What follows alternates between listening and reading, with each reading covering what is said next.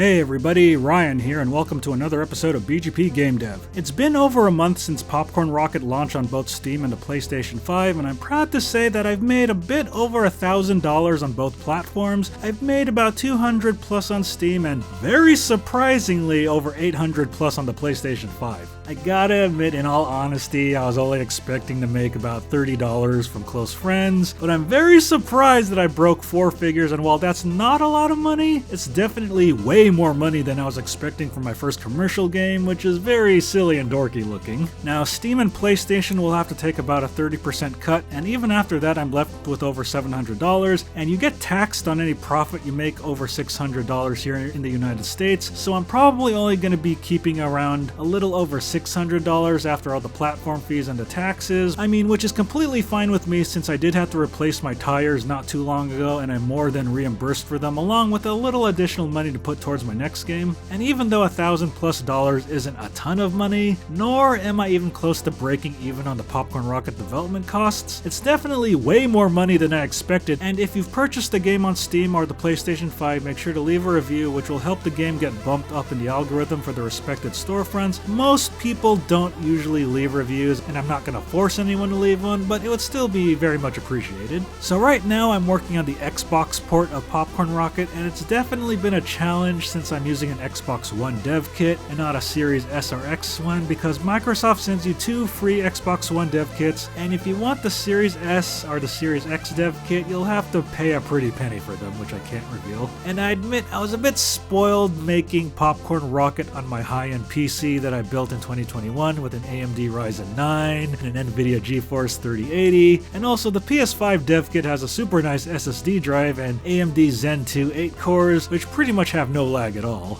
But with the Xbox One dev kit, I'm technically using 2013 hardware with the early AMD Jaguar 8 cores, which are much slower, and Popcorn Rocket on the Xbox has some slowdown and some stutters that I've been fixing. I hope to get all the slowdown and the stutters fixed by the end of 2023 at the time of this video before I send the game to Xbox for certification. And I also got some sad news that I was turned down by Nintendo for the third time, even with the release of Popcorn Rocket on the PC and the PS5, so I'm gonna have to wait till next year when I get the game launched on the Xbox. And I also have the Game Maker website feature for the game that I can show Nintendo. I'm going to totally redo my pitch for the game. I'm also going to make a shorter trailer that shows the best parts of the game, and I can still show Nintendo proof that I can launch on the rival consoles, the PS5 and the Xbox, and port the game to the Switch once I get SDK access, since I have experience porting to consoles now. And I'm also going to say that I'm glad that I'm going through the Xbox porting process right now, because I've had to optimize so much of the game, more than I did on the PC and the PS5, to reduce lag and stutter. And from what I heard, the Nintendo Switch is like a 2015 smartphone in terms of power, and I can use the more optimized Xbox build for the Switch just in case I get approved as a Nintendo Switch developer in the future, or I may just have to develop for the Switch's successor,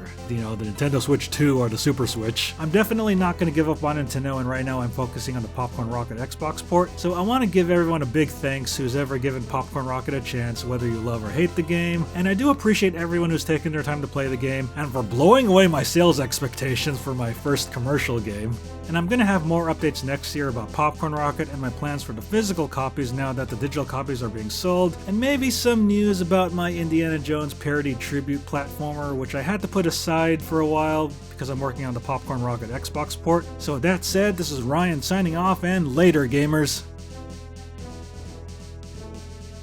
Thanks for watching, and I hope you enjoyed this video. Make sure to like, comment, and subscribe, and make sure to check out these other videos, and also make sure to follow me on social media and check out the official Battle Geek Plus website. Take care.